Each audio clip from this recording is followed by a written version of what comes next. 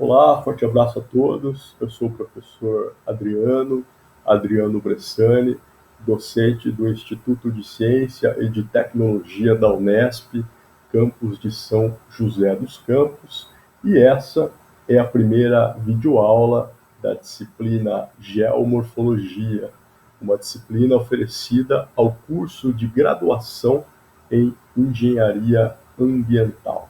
E nessa primeira videoaula, nós falaremos sobre os fundamentos gerais. Essa aula está disponível para acesso online e pode ser visualizada apontando o celular para esse QR Code.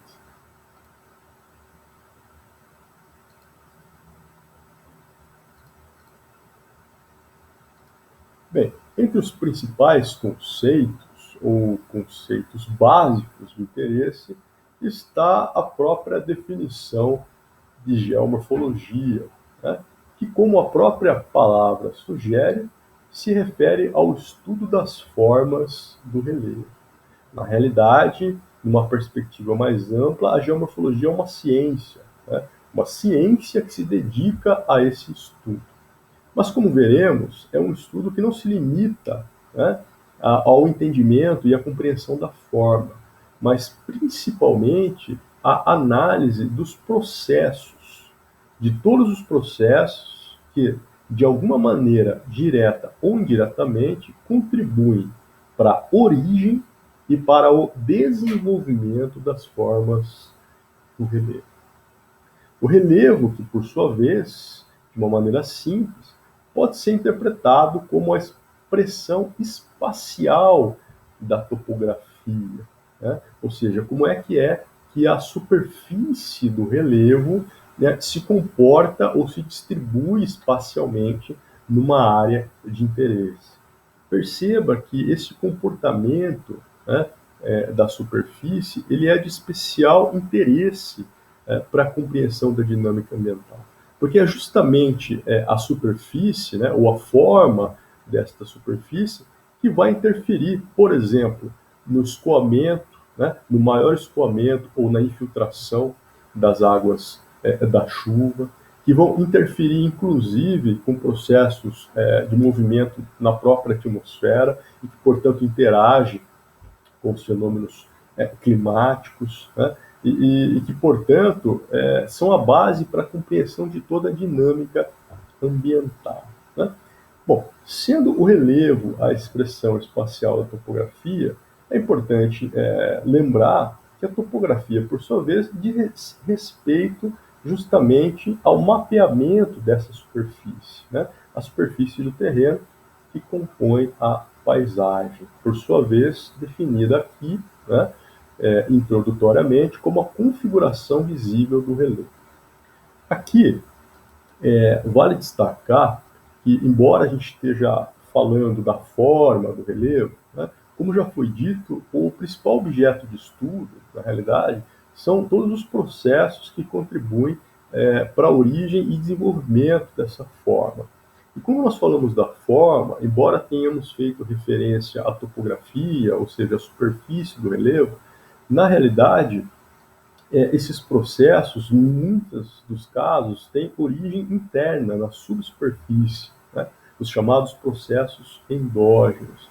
E aí veremos que a vertente, né, como uma das principais unidades, objeto de estudo da geomorfologia, ela tem uma definição mais simplória de superfície inclinada, né, mas de uma maneira mais precisa, ela, na realidade, é um recorte tridimensional, né, onde você tem ali as dimensões delimitadas pelo fundo do vale até o interflúvio, né, no divisor de águas, na sua, digamos, delimitação de superfície, e em subsuperfície ela começa no topo, né, ou seja, na topografia, no alto topográfico, e desce até o baixo estrutural, ou seja, aquela camada delimitada pela rocha, né?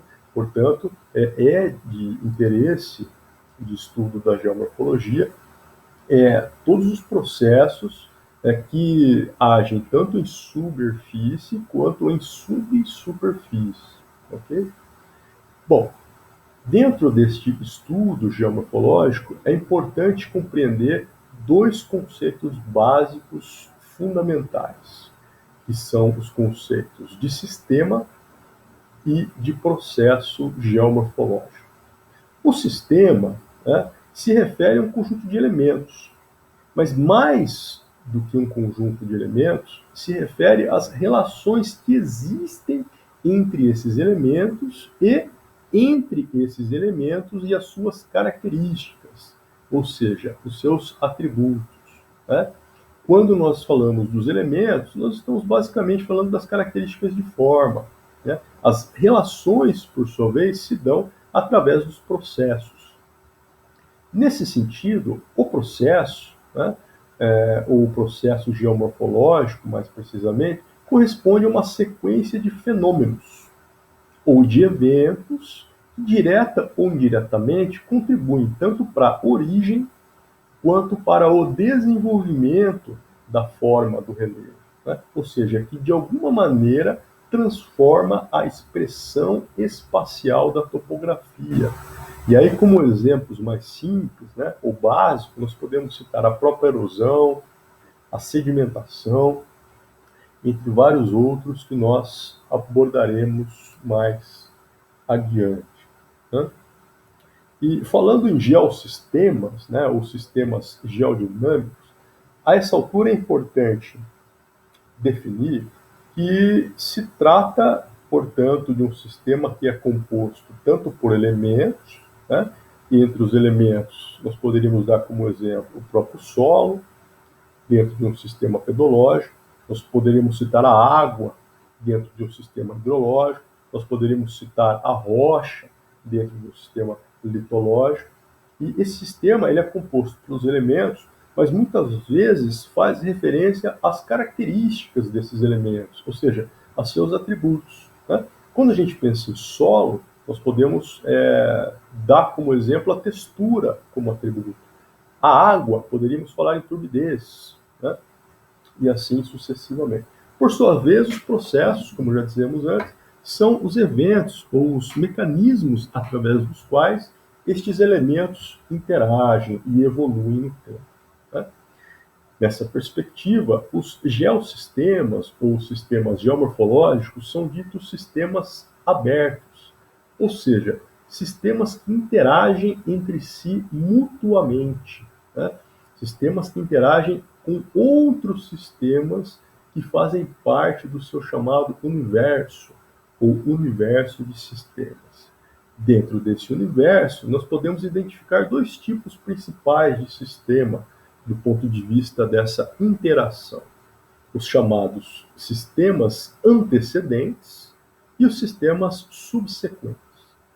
Um sistema antecedente é aquele sistema cujos processos, de alguma maneira, afetam a configuração do sistema em análise. Ou seja, o antecedente é um sistema visto como causa de uma alteração. Por sua vez, um sistema subsequente é aquele que sofre os efeitos daquela influência inicial, né? Então, dentro de um universo de sistemas, nós poderíamos identificar um sistema climático como um sistema antecedente.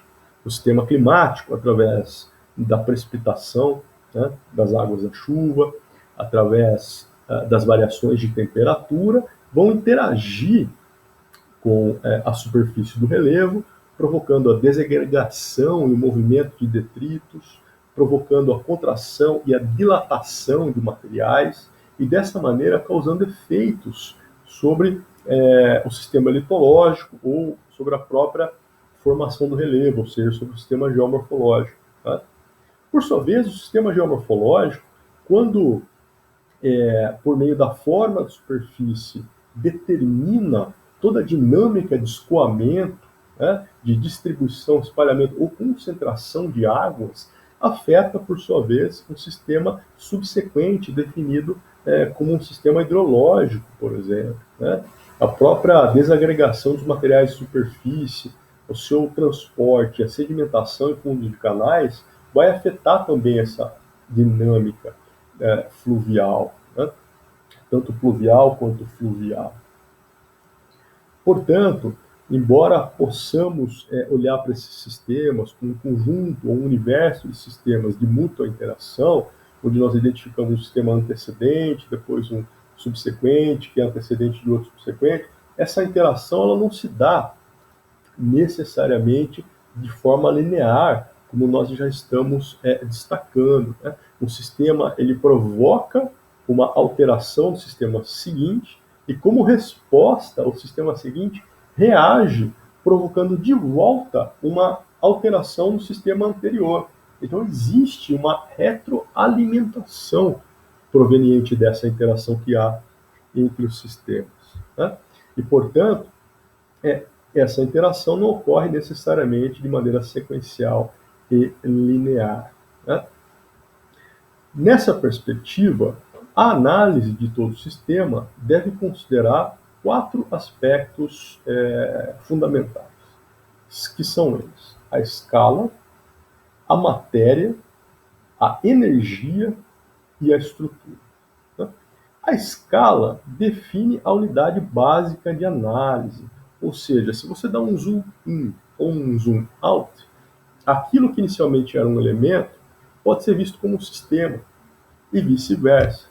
Por exemplo, se você olha em menor escala, o rio pode ser interpretado como um sistema, que vai ter como elemento a água, um dos seus elementos. Por sua vez, esse mesmo rio, se visto em maior escala, ele passa a ser um elemento de um sistema maior, que é o sistema hidrológico, né? Então ele é visto como um elemento ou como um subsistema. Portanto, a definição da escala é fundamental para definir qual é o objeto de análise. Por sua vez, o segundo aspecto de fundamental interesse é a matéria, né?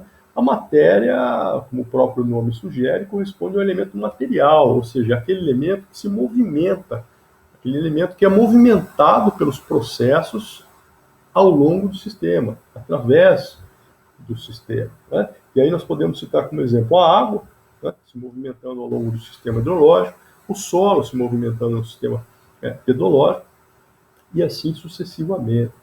A energia corresponde ao elemento motriz, ou seja, aquele que fornece o que é necessário para colocar esse elemento material em movimento, né? E aí nós temos, então, a energia cinética associada a esse movimento, mas nós temos também a energia potencial, que é aquela energia que ocorre em função da posição de um elemento dentro de um sistema de forças, né? Então você tem, por exemplo, um sistema de forças gravitacional. A depender da posição do detrito, né, ou de um bloco de rochas nesse sistema, pode agir sobre ele uma força gravitacional que, num segundo momento, o poderá colocar em movimento. E, por fim, a estrutura. A estrutura que corresponde ao arranjo e à inter-relação dos elementos, tanto materiais quanto motrizes nesse sistema. E, nesse sentido, a estrutura, por sua vez, deve ser analisada considerando três características principais: o tamanho, a correlação e a causalidade, a relação de causa e efeito. Mas isso será objeto da nossa segunda videoaula, que iniciaremos na sequência após essa. Até lá, forte abraço.